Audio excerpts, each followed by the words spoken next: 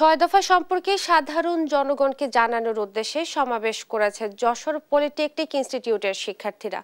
আরও জানাতে সরাসরি যুক্ত হচ্ছেন সহকর্মী সালাউদ্দিন সাগর। সাগর, আপনি তো সেখানে রয়েছেন, এখন কি পরিস্থিতি দেখতে পাচ্ছেন সেখানে জানাবেন।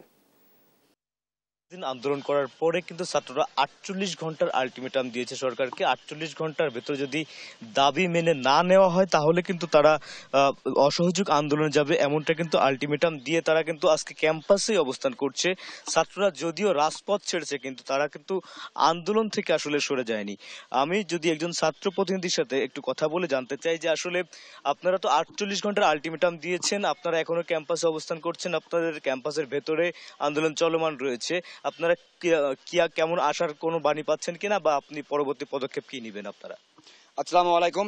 আপনারা দেশের সকল টিভি চ্যানেল থেকে শুরু করে সবাই দেখতেছেন আমাদের চলমান আন্দোলনকেই। আমরা বিগত পরপর 5 দিন ধরে আমাদের যৌক্তিক 6 দফা দাবিকে নিয়েই সামনে আগে আমরা বিভিন্ন ধরনের রোড ব্লকেট করে শুরু করে কাপড় মাথায় দিয়ে আন্দোলন সংগ্রাম করেছি। আমরা কিন্তু এই বর্তমান এই সেক্টর থেকেই আমরা বর্তমানে সরকার বা যে মহল থেকেই আমরা উপহাস ছাড়া আমরা কোনো রকম যৌক্তিক কোনো ফলাফল পাইনি।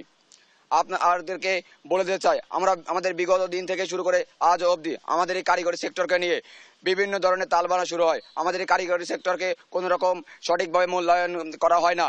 আমরা একটা কথাই বলতে চাই, বিগত দিনে যে সরকার চলে গেছে, এখন বর্তমানে অন্তর্বর্তীকালীন সরকার রয়েছে, এই সরকারের কাছে আমাদের উদাত্ত আহ্বান, আপনাদেরকে যেন আমাদের দুঃখিত বা সরি বলতে না হয়।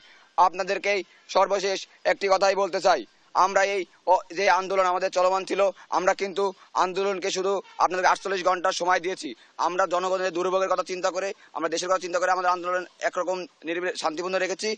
সর্বশেষ এটুকু বলবো, আন্দোলন যদি সফলতা আসে আমরা ইনশাল্লাহ মিষ্টি বিতরণ করবো, আর যদি সফলতা না আসে বিগত দিন থেকে প্রয়োজন অসহযোগকে আন্দোলনের মাধ্যমে দিয়েই আমরা আমাদের দাবি বাস্তবায়ন করে সরবো ইনশাল্লাহ।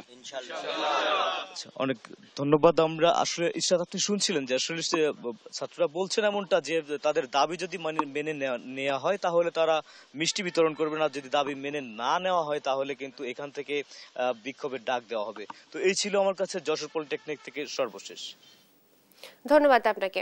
সমাবেশ করছে যশোর পলিটেকনিক ইনস্টিটিউটের শিক্ষার্থীরা। এই ব্যাপারে বিস্তারিত জানাচ্ছিলেন সহকর্মী সালাউদ্দিন সাগর।